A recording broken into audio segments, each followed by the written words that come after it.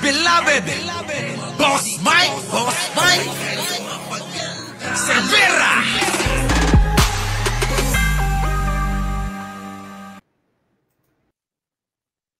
Magulat kayo si Manang Aimee. Baka siya tumakbong presidente. Kababayan. Pag-aralan nyo. Bakit kailangan ni Manang Aimee na nasa panig ng mga Duterte ngayon? Bakit binubugbog si Martin Romualdez? Bakit tila ba naging parang punching bag si Speaker Martin Romualdez? Ha? Oh. Yan ha. Yan, pag-isipan niyo 'yan. Eto na ngayon mga kababayan. Eto, binabanatan ngayon ni Trillanes. Alam nyo mga kababayan, ako'y nagtataka. Ewan ko sa inyo kung kayo'y kung napapansin nyo rin. Ewan ko kung ako lang ang nakakapansin na sa tagal ng panahon na naging kritiko si Trillanes ng mga Duterte, bakit itong si Trillanes ay wala silang magawa. Sukdulan na sila'y nakaupo pa nung panahon na yan. Di ba, mga kababayan? Kung ano-ano na lang yung mga binibitawang salita ni dating Senador Trillanes. Hanggang ngayon, binabatikos pa rin yan, mga kababayan. Pakinggan ninyo yung kanyang batikos kay Pulong. Diba? Kaya ang tanong dito, saan mo nilagay? Ando doon, makikita mo, puro mga flood control projects, mga drainage. Kasi ito daw, ang according dun sa mga insiders sa ganyang kalakaran, yan daw mga flood control projects, yan yung may pinakamalaking pinagkakakitaan. Kasi bubuksan lang daw konti, yung kalye din isasara na. Then hindi naman makikita physically ng COA yan o kung sino inspector, yung ganon. Kaya ang laki nung kinikitan diyan, no? Doon mo makikita. Tapos sa masama nito, itong nire-report na nagkabaha, doon mismo sa lugar niya. Kaya, ano nangyari dun sa flood control projects mo? Kung meron man. So, apparently, kaya, alam nyo, Christian, di ba ito si Pulong, pasiga-siga ito eh. Maririnig mo, kung humiri ito, parang siga. Pero simula last week, nung lumbas tong issue na to, not a word, Hindi ko alam kung saan ito nagmumukbok at pinoproblema kung paano siya magpapaliwanag dito. Kami, we're studying already kung anong iba't ibang mga kasong pwedeng i-file dito sa mamang ito. In the context of yung 51 billion allocation? Yeah. Yes, kasi ganito yan, no? And ito sa yun na nga, yun yung tinatalakay nila yung 51 billion, Anyway, mga kabayan, eto na, yan na nga si Trillanes, matindi rin. Yung hindi niya magagawa. Ayan na, si Martin Romualdez. Eto na. Baka nakikita niya na yung hindi niya magagawa, baka mangyari na ngayon, kaya baka sinisiraan niya. Pero at the very least, yun ang sinasabi ko, baka binubudol-budol din tayo noon. Diba? Kasi sinabi niya, yan ang basihan kung bakit siya naging presidente. Wala naman siyang ginawa na maayos. Sinabi din niya di ba? Diba? Pinag-usapan niya kanina, drugs. Nagbigyan daw siya ng 3 buwan. 6 na taon ang daming drugs pa rin. At yung nangyari dyan, ang daming nang pinatay. Kaya mag-isip-isip na lang muna siya. I say those who are in glass houses should not cast stones. Baka hindi niya alam na marami siyang kakukulangan, di ba? Shoutout muna sa ating kapatid DJ Byron, Music and Topic TV. Baka hindi pa kayo nakaka-subscribe dito sa kapatid natin na to, Oo. Siguro konting galang naman sa ating mahalang presidente. Konting galang daw, Mr. Former President. Sobra na yung pambabastos ninyo. Porque hindi kayo pinapatulan ng administrasyong Marcos, ganyan na para kayong nawawala na sa sarili. Di ba? Oo. Baka nakikita niya na yung hindi niya magagawa, baka mangyari na ngayon. Kaya baka nakikita niya na yung hindi niya magagawa, baka na mangyari na ngayon. Alam mo, minsan double meaning yun, Dahil maaaring yung nakikita niya na hindi niya nagawa noon, mangyayari ngayon. Maaaring yung sinasabing mangyayari ngayon, baka pumasok ang ICC. Baka sinisiraan niya. Hmm. Pero at the very least, yun ang sinasabi ko, baka binubudol-budol din tayo noon. Oo, baka binubudol-budol din tayo ni ano. Malamang. Oo, budol no? Oo, sabi ni Martin Romualdez, Speaker of the House. Oh, Duterte, Digong, budol-budol.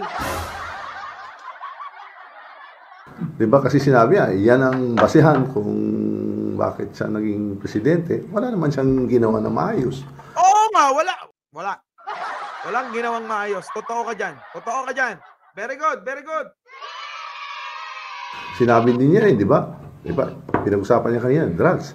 Bibigyan daw siya ng 3 buwan. 6 na taon ang daming drugs pa rin.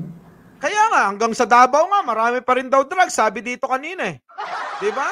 Ang dami ditong mga yung mga nagko-comment diyan ng mga taga Davao, sabi nila may droga pa rin sa Davao. Bakit ganoon? Sa Davao nga hindi nyo nagawa pala. 'Di ba? Ngayon tumakbo lang kayo, binudol nyo yung mga tao. Sabi nyo 3 to 6 months wala nang droga. Napaka simple nung pagpapahayag ng komento, ng pagsagot sa ginawang magaspang na pagbibigay ng mensahe doon sa prayer rally nila. Pero eto kita nyo, napakalumanay. Napakalumanay, lang na magkomento. Simple, 'di ba? Pero malalim. Hay nako. Anyway, eto. Eto Eto naman. Pangulong Bongbong Marcos Ayan na. sa pagtawag sa kanyang bangag at drug addict ni dating Pangulong Rodrigo Duterte. Sabi ni PBBM, baka epekto lang yan ng fentanyl na iniinom ni Digong. Yan! Bang! Di ba? Boom! Putik na yan, Simple lang. Inis na inis si Digong dyan, mga kababayan. Kaya ngayon, nagpapapress ko. Inis na inis si Digong. Inis na inis, oo. Sa frontline ng balitang yan, si Maricel Halili. Well, I think it's the fentanyl.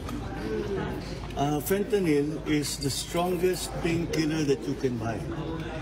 It is highly addictive and it has a very serious side effects. Ito raw ang nakikita ni Pangulong Bongbong Marcos na posibleng sanhi ng mga tirada sa kanya ni former President Rodrigo Duterte. Sagot yan ni PBBM nang matanong sa isang ambush interview bago siya lumipad pa Vietnam para sa state visit. Kaugnay sa mga maaanghang na banat sa kanya ni Duterte sa isang prayer rally kontra charter change sa Davao City kahapon. PRRD has been taking the drug for a very... Pasinin niyo yung mukha ni Pangulong Bongbong Marcos. Yung habang sinasabi niya, di ba? Habang nagsasalita siya, na may passion yung banat Ganyan, yayanga-yanga lang Di ba?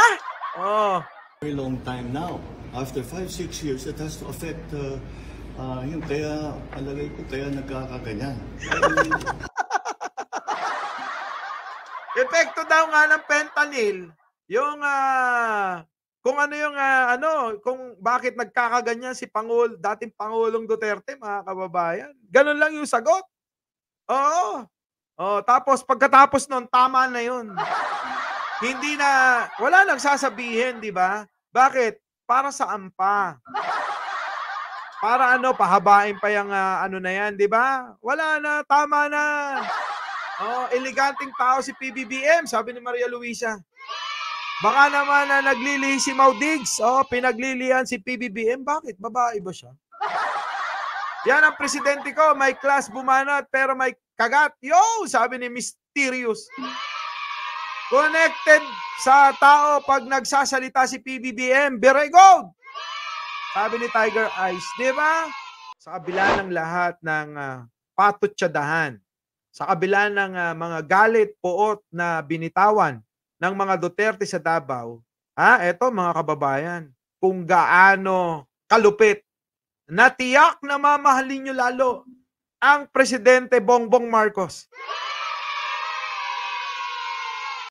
Duterte itinalaga na caretaker ng bansa sa kabila ng lahat. Sabi ganon. Congratulations Vice President Sara Duterte, pinagkakatiwalaan ka pa rin ng ating Pangulo. Nire-respeto ng ating Pangulo ang saligang batas bilang Vice President ka. Sa kabila po ng maraming mga batikos ng iyong pamilya, pasintabi na po, yan naman ang totoo. Di natin pwedeng itago, matindi ang batikos ng mga Duterte kay Pangulong Marcos personal na. Pero sa kabila ng lahat ng yan, ang respeto ng Pangulong Marcos sa Office of the Vice President. Kaya pinagkatiwalaan na caretaker pa rin. Sana naman po'y maramdaman ninyo yan. Ano ha? Naku, kung hindi, iwan ko lang. Boss Mike, abe! Wala, makakapala mga mukha nila eh. Samantalang ang Pangulong Bongbong Marcos, ang Administrasyong Marcos, kung ano pa rin yung dapat sundin na proseso, sinusunod pa rin. Di ba? Pero alam nyo, ang lulupit kung ako si Sara, para akong sinampal-sampal ng katotohanan. Di ba? Okay? Dito ho sa Mike Abby Live, lagi kong sinasabi, hindi lang balita ang pinag-uusapan dito. May mga komentary, analysis at opinion sa mga nangyayari kasi ang balita pare-parehas. Kailangan lang nating sundutin, ipaliwanag para lalong mahukay at maramdaman ng taong bayan ano nga ba ito. Okay? Na magbigay daw ng galang naman sa ating... ito mga kababayan tama yung sinabi ni Boss Mike Abe. Alam nyo, marami naman lang mga nagbabalita, 'di ba?